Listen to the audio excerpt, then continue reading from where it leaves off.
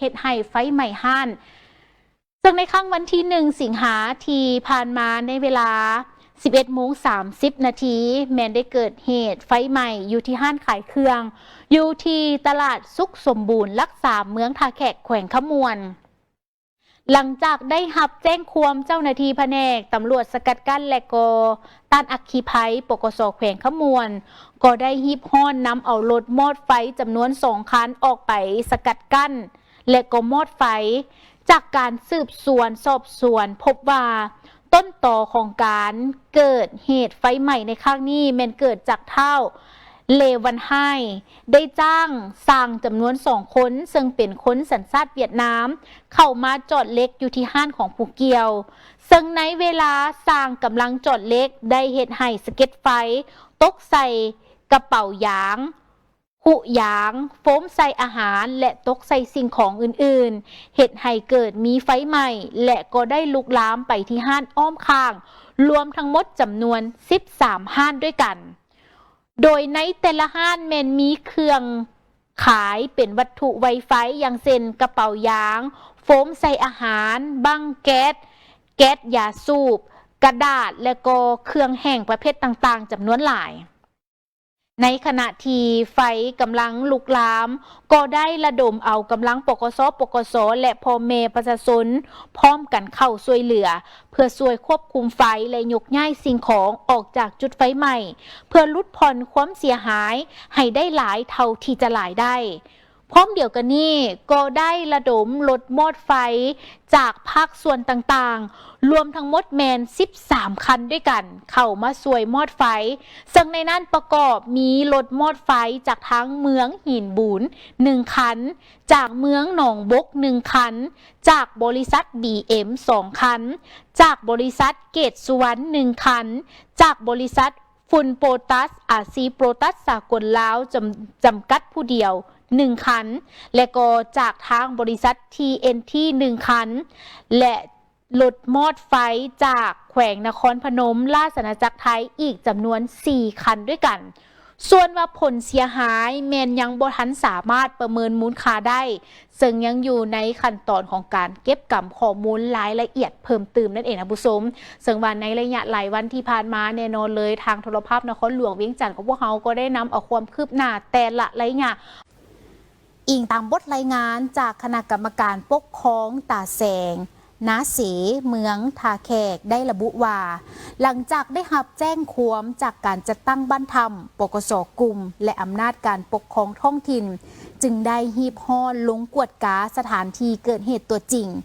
และก็พบเห็นความเสียหายต้นไม้ใหญ่อยู่ห่างจากเฮือนประมาณ20 เมตรได้คนล่มทับเฮือนประชาชนเสียหาย3 หลังคา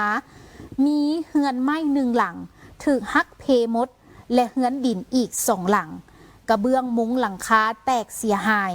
เหตุการณ์ดังกล่าวได้ส่งผลให้แม่เฒ่าผุยอายุ89 ปีถูกต้นไม้ทับจนเสียชีวิตคาที่ส่วนลูกสาวและหลานที่นอนอยู่ภายในห้องนอนแม่นปลอดภัยบ่ได้รับอันตรายใดๆหลังจากเกิดเหตุทั้งญาติพี่น้องและประชาชนชาวบ้านก็ได้ร่วมมือกันช่วยเหลือนำเอาร่างของผู้เสียชีวิตออกจากจุดเกิดเหตุมาประกอบพิธีทางศาสนาอยู่ที่เฮือนของลูกสาวที่อยู่ใกล้กันทางนี้ทางอำนาจการปกครองเมืองท่าแขกได้รับทราบก็ได้แสดงความเสียใจต่อกับเหตุการณ์ดังกล่าวพร้อมทั้งได้แจ้งเตือนให้พ่อแม่ประชาชนระมัดระวังต่อภัยธรรมชาติและต้นไม้ใหญ่ที่อาจเกิดขึ้นในระยะที่มีสภาพอากาศผันเปลี่ยนแบบนี้พร้อมเดียวกันนั้นในค่ำวันที่3 สิงหาคม 2026 นี้ทานปริญญาเอกสมสะอาดอุ่นศรีดาประธานคณะกรรมการปกครองแขวงขมวนทานคำมันโสประเสริฐเลขาผักเมืองท่าแขกพร้อมด้วยคณะก็ได้ลงไปเยี่ยมยามพร้อมทางได้มอบปัจจัยจำนวนหนึ่งให้แก่ครอบครัวที่ได้รับผลกระทบเพื่อแสดงถึงความเป็นห่วงเป็นใยและให้กำลังใจเพื่อพร้อมกันผ่านพาวิกฤตในครั้งนี้ไปด้วยดีนั่นเองและนี่ก็ถือได้ว่าเป็นเหตุการณ์ที่เกิดขึ้นในเวลา 2:20 น.ในวันที่2 สิงหาคม 2026 ที่ผ่านมาท่านผู้ชมซึ่งมีฝนตกแห้งส่งผลให้มีต้นไม้ใหญ่โค่นล่มทับเฮือนของประชาชนอยู่ที่บ้านถ้ำ เมืองท่าแขกแขวงขมวนเฮ็ดให้แม่ตู้ผุยอายุ89 ปีเสียชีวิตคาที่1 คนและก็มีทรัพย์สินเสียหายเปเพพอสมควรนะผู้ชมซึ่งเหตุการณ์ในครั้งนี้ทางโทรภาพนครหลวงเวียงจันทน์ BT9 ของพวกเขาก็ต้องขอแสดงความเสียใจกับเหตุการณ์ที่เกิด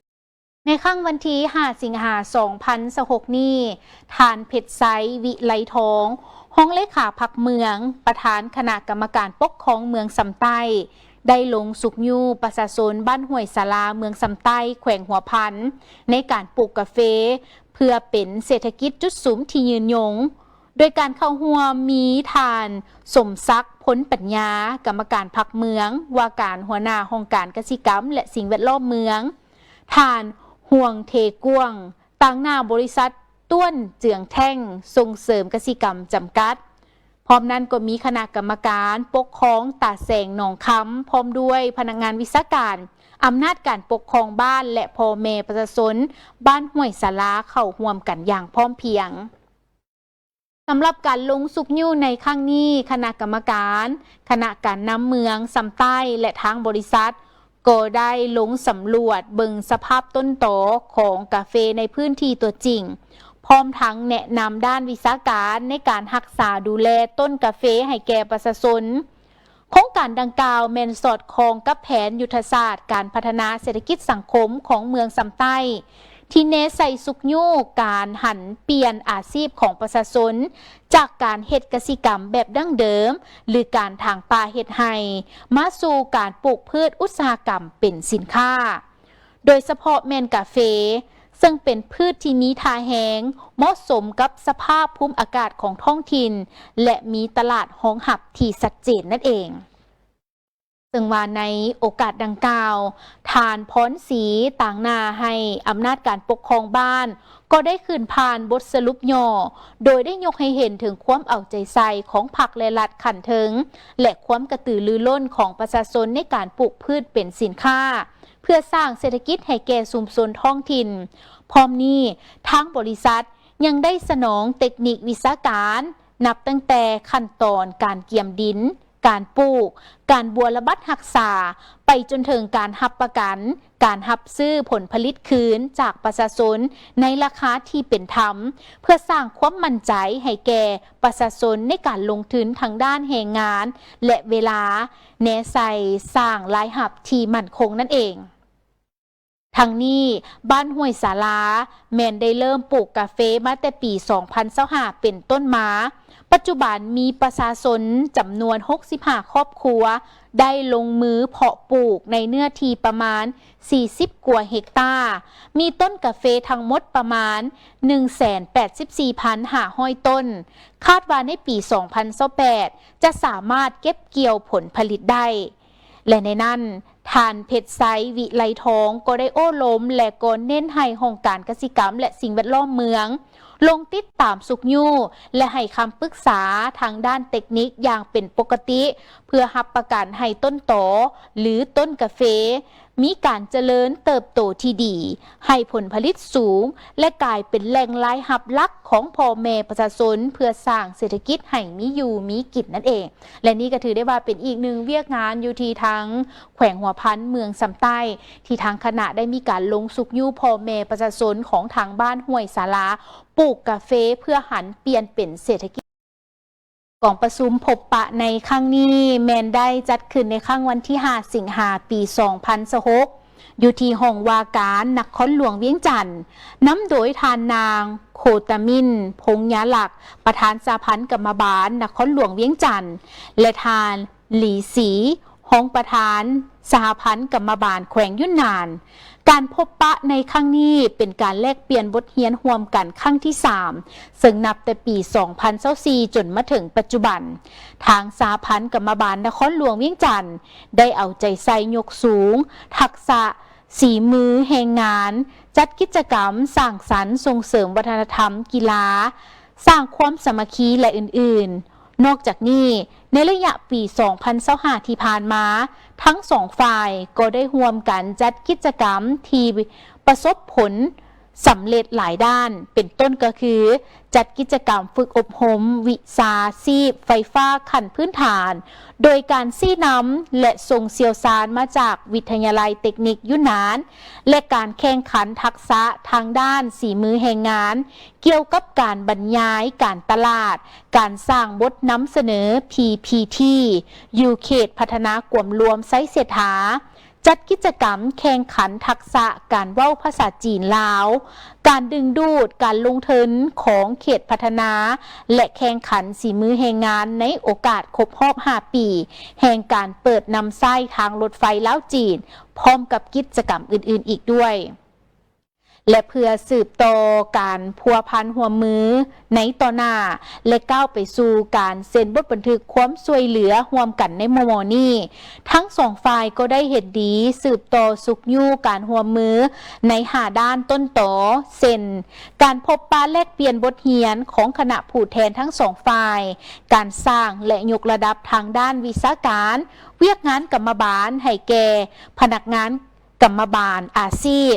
สร้างกิจกรรมร่วมกันในการส่งเสริมให้ผู้ใช้แรงงานและผู้ออกแรงงานเข้าถึงกฎหมายกฎระเบียบนิติกรรมและข้อมูลข่าวสารที่ติดพันกับการปกป้องสิทธิผลประโยชน์อันชอบธรรมของสมาชิกกรรมบาลกรรมกรและชาวผู้ออกแรงงานติดตามเคลื่อนไหวและสุกยู่บรรดาวิสาหกิจของทั้งสองประเทศให้สร้างตั้งกรรมบาลภาคฐานขยายสมาชิกและยู่ขบวนการแข่งขันทักษะฝีมือแรงงานให้ทันสมัยเถื่อละก้าวพร้อมนี้ก็สนับสนุนช่วยเหลือทางด้านวิชาการเทคโนโลยีและด้านอื่นๆตามความสามารถตัวจริงอีกด้วยและนี่ก็ถือได้ว่าเป็นพิธีของการพบปะแลกเปลี่ยนและสืบต่อเสริมขยายการร่วมมือซึ่งกันและกันแล้วในค่ำวันที่ 4 สิงหาคม 2026 นี้โรงเรียนประถมและมัธยมสมบูรณ์สินไซได้จัดพิธีสรุปศกเรียน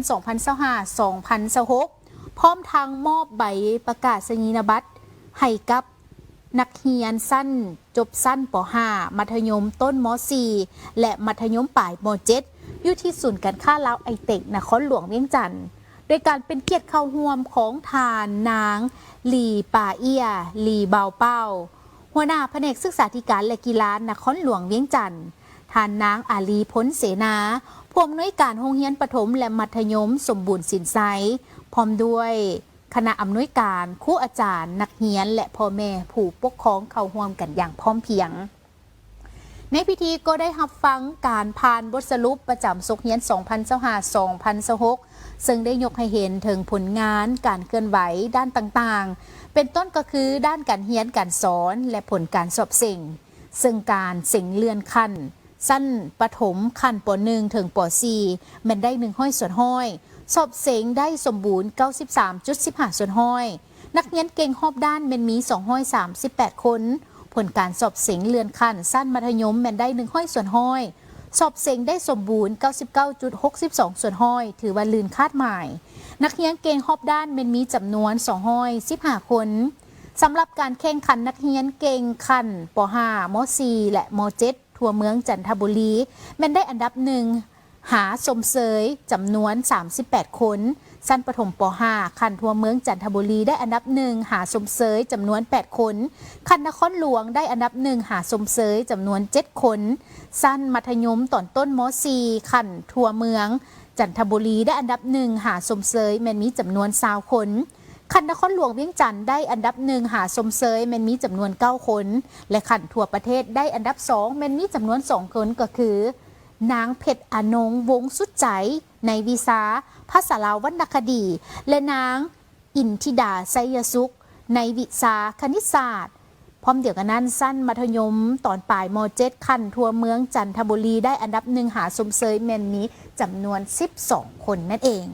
พร้อมเดียวกันนั้นท่านผู้ชมอยู่ในพิธียังได้มีการมอบเป็นใบย่องย่อให้แก่ครูอาจารย์มอบใบประกาศนียบัตรจบสั้นป .5 ให้แก่นักเรียน อันให้แก่นักเรียนอันดับที่1ขันเมืองและก็มอบใบประกาศนียบัตรแดงให้แก่นักเรียนม .4 จำนวน6คนและม .7 จำนวน7คนด้วยกันมอบใบย่องยอขันคณะกรรมการปกครองเมืองให้แก่นักเรียนป .5 ได้คะแนนดีเด่นก้าวขึ้นไปทุกวิชาและก็มอบใบย่องยออื่นๆนอกจากนี้ยังได้มอบใบประกาศนียบัตรจบสั้นป .5 ให้จำนวน142น้องมอบใบประกาศนียบัตรจบสั้นมัธยมตอนต้นม .4 จำนวน164น้องและก็มอบใบประกาศนียบัตรจบสั้นมัธยมม.ปลายจำนวน112น้องด้วยกันนะผู้ชมและนี่ก็คือได้ว่าเป็นการสรุปผลการเรียนในศกเรียน 2025-2026 ของโรงเรียนประถมมัธยมสมบูรณ์สินไซนั่นเองถือว่ามีน้องๆที่ได้รับใบประกาศแดงทั้งหมดถึง13คนต้องขอแสดงความยินดีนำด้วยพร้อมเดียวกันนั้นก็ยังมีนักเรียนเก่งระดับประเทศอีก2คนด้วยกันพร้อมเดียวกันทางรายการยังมีเป็นเสียงสัมภาษณ์ของทานนางอาลีพ้นเสนาผู้อำนวยการโรงเรียนประถมและมัธยมสมบูรณ์สินไซให้กับทางผู้ชมรับฟังนับกันเพิ่มเติมการเคลื่อนไหวด้านอื่นๆพวกเขาก็ได้เข้าร่วมประกอบส่วนทับใช้สังคม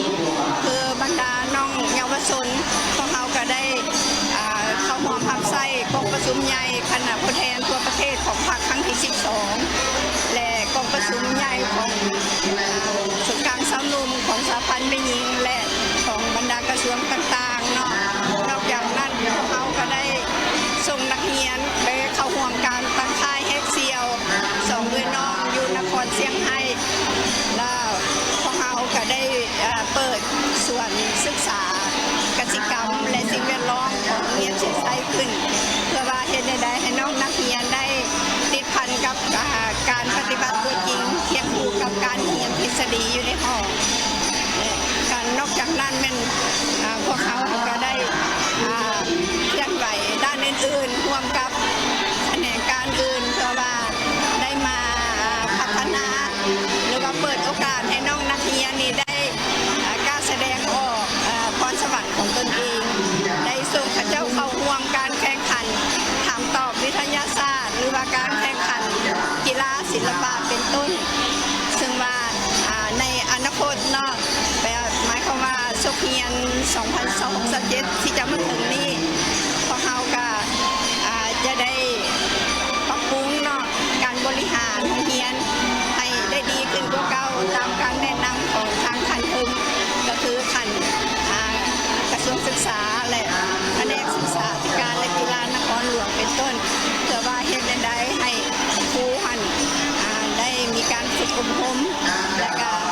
นักเรียนก็มีการเรียนการสอนได้รับผลดีกว่าเก่าเจ้าพร้อมกันนี้ก็ขอแสดงความขอบใจมายังผู้ปกครอง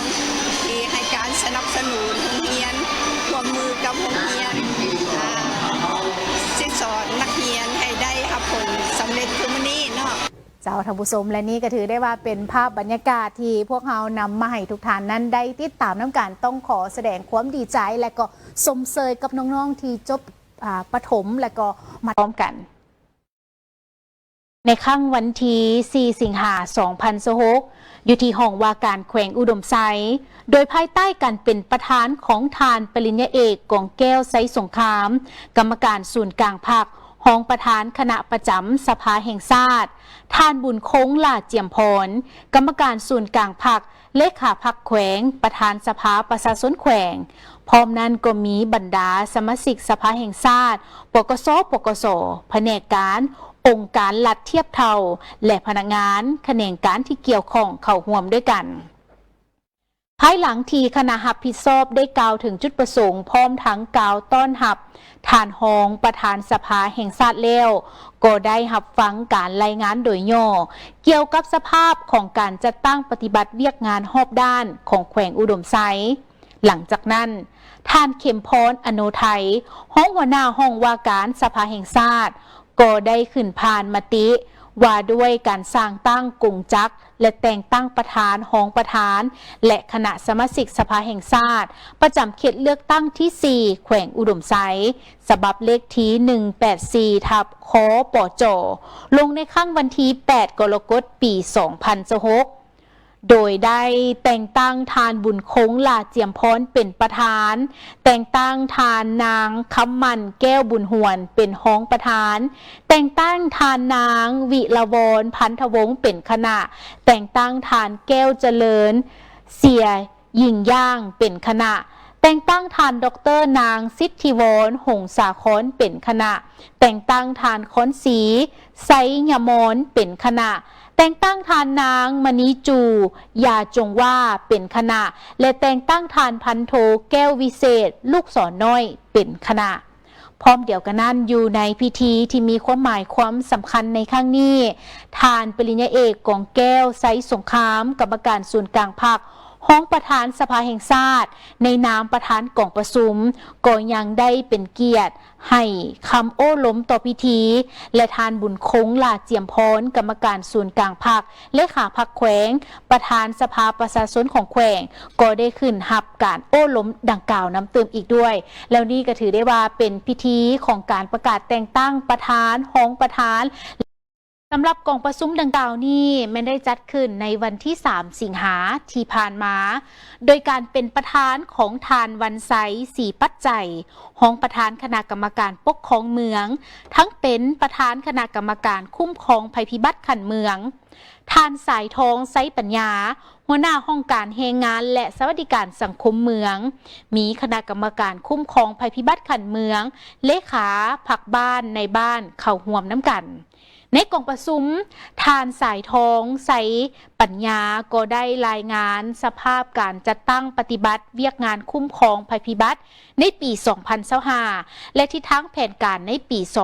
2026 ซึ่งในปี 2025 เมืองไซบุรีได้ถูกผลกระทบภัยพิบัติพายุเข้า2หัวก็คือพายุบัวลอยและพายุวิภาซึ่งพายุดังกล่าวได้สร้างความเสียหายภายในเมืองและส่งผลกระทบต่อเส้นทางบ้านเฮือนอย่างหลวงหลายทางคณะกรรมการคุ้มครองภัยพิบัติได้ลงสำรวจพื้นที่ที่ได้รับผลกระทบทั้งหมดแมน13 จุดโดยมีพื้นที่น้ำท่วมทั้งหมด19 บ้านเนื้อที่ถูกท่วมทั้งหมดเลย 2,977 เฮกตาร์การน้ำเมืองแม้นได้เอาใจใส่ติดตามกวดกาสภาพน้ำขึ้นลงเป็นประจำอยู่2 จุดก็คือจุดวัดแทกระดับน้ำเสบังไฟที่บ้านต้นแหนและจุดวัดแทกระดับน้ำเสน้อยที่บ้านดงหมากไฟได้แจกย้ายกระสอบใส่ทรายให้บ้านจำนวน 3,500 หน่วยแจกใหญ่เข้าสารเจ้าให้19 บ้านจำนวน 8,000 กิโลกรัมให้ครอบครัวที่ถูกผลกระทบน้ำท่วมเนื้อที่นาผลเสียหายที่เกิดจากอัคคีภัยในปี 2025 แม่นมีทั้งหมด4 ครอบครัวรวมมูลค่าเสียหายทั้งหมดแม่น1 ตื้อกว่ากีบการปฏิบัตินโยบายขันแขวงแม่นได้ให้การช่วยเหลือสังกะสี190 แผ่นตะปู55 กิโลสำหรับกองทุนสังคมสงเคราะห์สามารถปฏิบัติได้สำเร็จ40 บ้านรวมเป็นเงินจำนวน74 ล้านกว่ากีบนั่นเองพร้อมเดียวกันนั้นอยู่ในกล่องประชุมคณะกรรมการต้านภัยพิบัติขันเมืองและเลขาพรรคบ้านในบ้านที่เข้าร่วมก็ได้ปรึกษาหารือเกี่ยวกับการก้าวเกี่ยมความพร้อมรอบด้านในการต้านภัยพิบัติที่อาจจะเกิดขึ้นในปี 2026 นี้อีกด้วยฉะนั้นแล้วจึงได้จัดกล่องประชุมในครั้งนี้เพื่อก้าวเกี่ยมความพร้อมอย่างรอบด้านในการต้านภัยพิบัติที่อาจจะเกิดขึ้นอยู่ภายในเมืองไซบุรีแขวงสวรรณเขตและนี้ก็ถือได้ว่าเป็นเนื้อในข้อมูลในกล่องประชุมดังกล่าวที่พวกเขานำมารายงานต่อท่านผู้ชมได้ติดตามน้ำกันพร้อมเดียวกันนั้นสืบต่ออีกหนึ่งเวียกงานท่านผู้ชมซึ่งในนี้ทางกองพันน้อย614กองบัญชาการทหารแขวงเวียงจันทร์ก็ได้สุ่มใส่ปักดำเข้าหน้าปีตามฤดูกาลเพื่อรับประกันเสบียงอาหารให้แก่กลุ่มกองให้เพียงพอเพื่อเป็นการพันขยายแนวทางมติกล่องประชุมใหญ่ผู้แทนทั่วประเทศครั้งที่12ของพรรคโดยเฉพาะทิศทางจุดสุมละเอียดที่1เกี่ยวกับการสร้างพรรคด้านการเมืองแนวคิดการจัดตั้งแบบแผนการนำพาและเหตุเวียกทฤษฎีของพรรคพร้อมกันนั้นยังได้เสื่อมโยงการพันขยาย12คาดหมายเพื่อสื่อสนปฏิบัติมติกล่องประชุมใหญ่ครั้งที่8ขององค์คณะพรรคนครหลวงเวียงจันทร์ให้บรรลุผลสำเร็จ โดยเฉพาะคาดหมายที่1ที่เน้นนักการยกสูงบทบาทการนำพาของพรรคในทุกโขงเขตเวียกงานให้สมาชิกพรรคและพนักงานได้รับการบำรุงและฝึกอบรมทางด้านวิชาเฉพาะและทฤษฎีการเมืองทั้งภายในและต่างประเทศให้บรรลุ 2,500 สหายพร้อมทางค้นคว้าและเสื่อมซึมแนวทางนโยบายของพรรคกฎหมายและระเบียบการต่างๆของรัฐให้ได้10 วันต่อปีหลังจากสำเร็จการจัดการเรียนการสอนตลอดระยะ6 เดือนพนักงานและครูอาจารย์แม้นได้เอาใจใส่ค้นคว้าและซิดสอนตามโครงการหลักสูตรที่สถาบันการเมืองและการปกครองแห่งชาติกำหนดไว้ประกอบมี5วิชาหลักก็คือวิชาปรัชญามาร์กเลนินวิชาลัทธิสังคมนิยมวิทยาศาสตร์วิชาเศรษฐศาสตร์การเมืองมาร์กเลนินวิชาการปกครองและการบริหารรัฐและวิชาสร้างพรรคโดยสำเร็จตามโครงการหลักสูตรอย่างสมบูรณ์นั่นเองพร้อมเดียวกันนั้นในครั้งวันที่31กรกฎาคมที่ผ่านมาทางโรงเรียนการเมืองและการปกครองนครหลวงเวียงจันทร์ก็ได้จัดเป็นพิธีป้องกันบทจบขั้นทฤษฎีการเมืองขั้นกลางหุ้นที่6ให้แก่นักศึกษาจำนวน57 สหายเป็นหญิง22 สหายการป้องกันบทจบขั้นในครั้งนี้ได้แบ่งออกเป็น4หน่วยประกอบด้วยสายการเมือง1จำนวน14 สหายเป็นหญิง7 สหายสายการเมือง2จำนวน14 สหายเป็นหญิง3 สหาย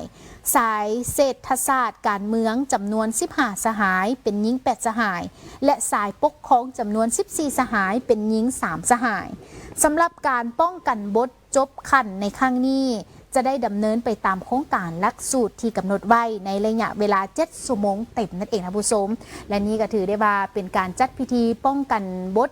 จบขั้นทฤษฎีการเมืองขั้นกลางหุ้นที่6เราท่านผู้ชมได้นำเอาเป็นข้อมูลข่าวสารดังกล่าวนี้ให้ซึ่งในนี้ทานนางวิไลวรจันทราตีห้องประธานคณะกรรมการปกครองนครหลวงเวียงจันทร์ได้ต้อนรับการเข้าเยี่ยมคำนับของทานชายหยงหมิงกรรมการประจำพรรคนครซานโถแขวงกวางตุ้งสปจีนพร้อมด้วยคณะในครั้งวันที่ 4 สิงหาคม 2026 นี้อยู่ที่ห้องว่าการนครหลวงเวียงจันทร์เนื่องในโอกาสที่ได้เดินทางมาเยี่ยมยามและเฮ็ดเวียกอยู่ที่นครหลวงเวียงจันทร์ในโอกาสดังกล่าวนี้ท่านรองประธานคณะกรรมการปกครองนครหลวงเวียงจันทร์ก็ได้กล่าวต้อนรับด้วยไมตรีจิตมิตรภาพทั้งได้ตีราคาสูงต่อการเดินทางเยี่ยมยามและเฮ็ดเวียกของคณะในครั้งนี้คณะพรรคองค์การปกครองนครหลวงเวียงจันทร์พวกเขาตีราคาสูงต่อกับการร่วมมือระหว่างคณะกรรมการปกครองเมืองไซธานีนครหลวงเวียงจันทร์และเมืองเซิงหายนครซานโถแขวงกวางตุ้งสปจีนซึ่งเป็นการประกอบส่วนอันสำคัญในการร่วมมือเสริมขยายสายพัวพันมิตรภาพอันดีงามให้นับแตกดอกออกผลและเป็นรูปธรรมตัวจริงและเนื่องในโอกาสเยี่ยมยามในครั้งนี้เมืองเซิงหายนครซานโถจะได้แลกเปลี่ยนหัวมือกับเมืองไซธานีและร่วมเซ็นหนังสือแจ้งเจตจำนงเพื่อพันขยายสายพัวพันมิตรภาพที่ดีร่วมกันซึ่งในนี้ทานนางวิไลวรจันทราตียังได้แจ้งให้ฮู้ถึงสภาพการขยายตัวการพัฒนาเศรษฐกิจสังคมของนครหลวงเวียงจันทร์พร้อมทั้งได้เสนอให้2 เมืองก็คือเมืองไซธานีและเมืองเซิงหายมีการลงลึกและเอาใจใส่ยกระดับความรู้ความสามารถให้แก่พนักงานวิชาการโดยเฉพาะแม้ทางด้านกสิกรรมและสิ่งแวดล้อมเสนอให้มีการปรึกษาหารือร่วมกันโดยเฉพาะแม้เวียกงานทางด้านการท่องเที่ยวเนื่องจากว่าเมืองไซธานีก็เป็นเมืองหนึ่งที่มีแหล่งท่องเที่ยวหลายโดยเฉพาะแม้ทางด้านการท่องเที่ยวธรรมชาติเพื่อเป็นการดึงดูดนักท่องเที่ยวให้มาเที่ยวชมพร้อมทั้งร่วมกันยกระดับเวียกงานในแขนงการศึกษาโดยเฉพาะอยู่ในขั้นท้องถิ่นให้มีคุณภาพเพิ่มขึ้นเสนอให้มีการร่วมมือและแลกเปลี่ยนบทเรียนร่วมกันระหว่างอาจารย์นักเรียนนักศึกษาเพื่อให้แขนงการดังกล่าวได้มีการพัฒนาหลายรูปแบบเพิ่มขึ้น และในนั้นทานจายหยงหมิงก็ได้กล่าวแสดงความขอบใจต่อการต้อนรับด้วยไมตรีจิตมิตรภาพพร้อมทั้งได้รายงานให้ฮู้ถึงจุดประสงค์ของการเข้าพบปะและเดินทางเยี่ยมยามเฮ็ดเวียกอยู่ที่นครหลวงเวียงจันทน์เพื่อมาพบปะแลกเปลี่ยนบทเรียนการร่วมมือกับเมืองไซธานีเพื่อเพิ่มทวีการร่วมมือมิตรภาพของสองเมืองให้ขยายตัวพร้อมทั้งร่วมลงนามเซ็นเจตจำนงร่วมมือมิตรภาพร่วมกันอีกด้วยและนี่ก็ถือได้ว่าเป็นอีกหนึ่งเวียกงานที่สำคัญในครั้งวันที่3 สิงหาคม 2026นี้ทานเป็นเอกสมสะอาดอุ่นศรีดาประธานคณะกรรมการปกครองแขวงขมวนและทานคำมันโสประเสริฐเลขาคณะบริหารงานพรรคเมืองท่าแขกพร้อมด้วยคณะก็ได้ลงติดตามสภาพผลเสียหายจากเหตุไฟไหม้ตลาดสุขสมบูรณ์ลัก3ในครั้งวันที่1 สิงหาคมที่ผ่านมาจากเหตุการณ์ไฟไหม้ดังกล่าวได้สร้างความเสียหายให้กับห้างค้าที่ตั้งอยู่บริเวณด้านหลังของตลาดโดยมีห้างค้าและสางเก็บเงี้ยนเครื่องเสียหายรวมทั้งหมดแมนจำนวน16ห้องประกอบมีห้างค้าจำนวน12ห้างและสางเก็บเงี้ยนเครื่องจำนวน4สางด้วยกันส่วนสาเหตุของการเกิดอัคคีภัยและมูลค่าความเสียหายทั้งหมดในขณะนี้กำลังอยู่ในขั้นตอนของการสืบสวนสอบสวนและสังรวมข้อมูลหลักฐานอย่างละเอียดจากทางเจ้าหน้าที่ที่เกี่ยวข้องและก็คณะรับผิดชอบซึ่งมาในโอกาสนี้ทานประธานคณะกรรมการปกครองแขวงขมวนก็ได้ซี้น้ำให้แก่ผู้ประกอบการเจ้าของตลาดอำนาจการปกครองท้องถิ่นและก็คณะการต่างๆจงซอกหาวิธีทางในการช่วยเหลือครอบครัวผู้ที่ได้รับผลกระทบบ่ว่าจะเป็นทางด้านวัตถุจิตใจและก็การอำนวยความสะดวกในด้านต่างๆเพื่อให้เขาเจ้าก้าวผ่านวิกฤตในครั้งนี้ไปและกลับคืนสู่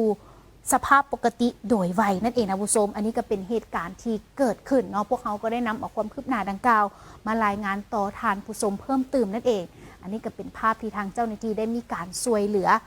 พอค้าเช้าขายอยู่ในเขตตลาดดังกล่าวนะผู้ชมติดตามเบิ่งอีกหนึ่งข้อมูลข่าวน้ำกันนะผู้ชมจะนำพาทุกท่านติดตามเบิ่งเป็นเวียกงานของกองบัญชาการทหารเมืองวิรบุรีแขวงสวรรณเขตได้จัดพิธีปิดสุดฝึกอบรมฮัดแอบการทหารให้แก่ครูป้องกันชาติอย่างเป็นทางการ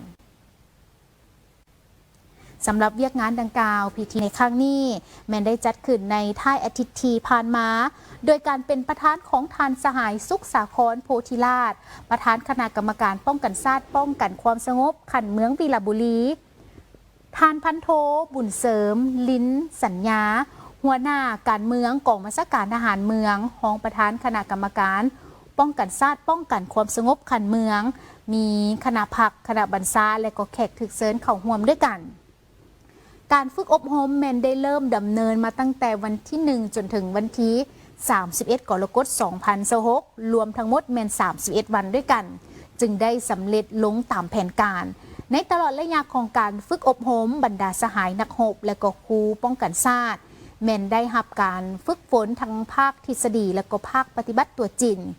โดยเน้นใส่เฮียนฮู้ระเบียบกองทัพและหลักการนำไส้อาวุธยุทธวิธีการทหารวิธีการบัวระบัดและปกปักรักษาอาวุธเครื่องประกอบเทคนิคต่างๆและเพิ่มพูนคุณสมบัติศีลธรรมปฏิบัติสติการเมืองให้มีความนักแน่นรับรู้และเข้าใจแจ้งต่อที่ตั้งภาระบทบาทสิทธิและหน้าที่ความรับผิดชอบของตนพร้อมเดียวกันนั้นอยู่ในพิธีท่านสหายพันโทบุญเสริมลิ้นสัญญาก็ได้ให้เกียรติมอบใบยั่งยืนสำเร็จการฝึกอบรมให้แก่ครูป้องกันชาติอย่างสมเกียรติอีกด้วยตอนท้ายของพิธีทานสหายสุขสาครโพธิราชก็ได้โอ้ล้มแล้วก็ได้ซี้น้ำต่อพิธีโดยได้เน้นให้เห็นถึงความสำคัญของการฝึกอบรมเพื่อรับประกันให้ครูป้องกันชาติมีความพร้อมทางด้านความรู้ความสามารถเพื่อตอบสนองได้กับความเรียกร้องต้องการของกองทัพในการปกปักรักษาและสร้างสรรค์ประเทศชาติให้เจริญรุ่งเรืองนั่นเองและนี้ก็ถือได้ว่าเป็นพิธีปิดสุดฝึกอบรมฮัดแอบการทหารให้แก่ครูป้องกันชาติอย่างเป็นทางการนะผู้ชมอันนี้ก็เป็นภาพของการฝึกในตลอดระยะเวลา31 วันที่